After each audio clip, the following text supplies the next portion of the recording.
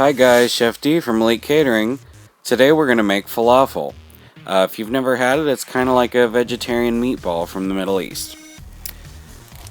To start off, we're going to take our dried chickpeas and place them in a pan.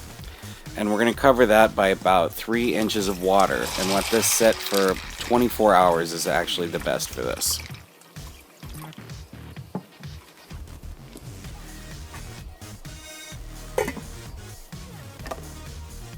This is what they look like after they've plumped up. What we're going to do is drain off the water and rinse the chickpeas slightly.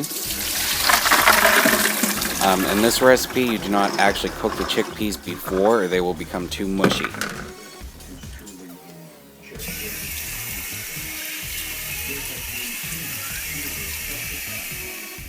Place them in a food processor and pulse until they are coarsely chopped. About the size, a little bit bigger than breadcrumbs.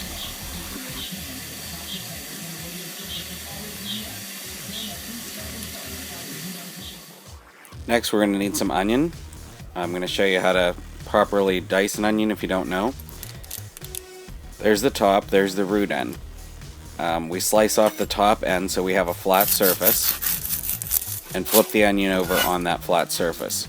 Then go straight through from the root end down with our hand on top of the knife.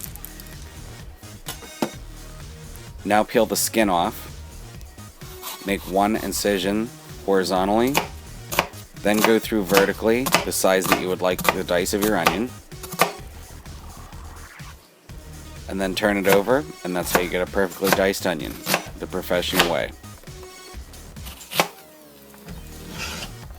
And that little nubbin at the end, you can just flip that over, and that way you can get every last bit of the onion.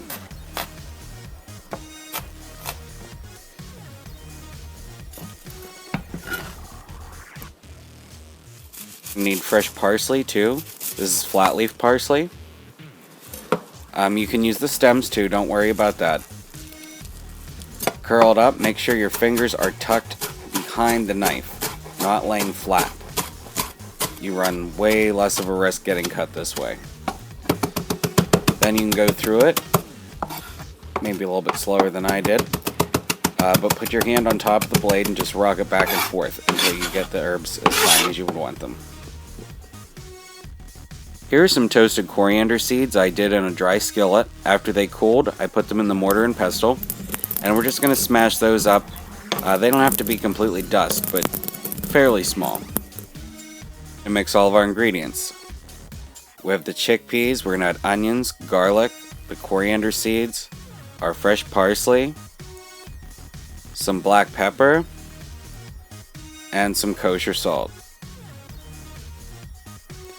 And last but not least, we're going to add just a little bit of flour, not a lot, just to make an insurance policy that this will bind.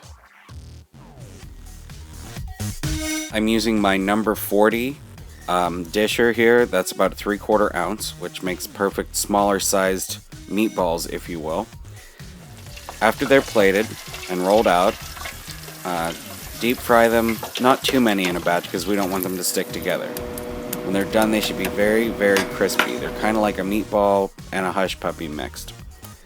Alright guys, hope you enjoyed. Thanks, bye.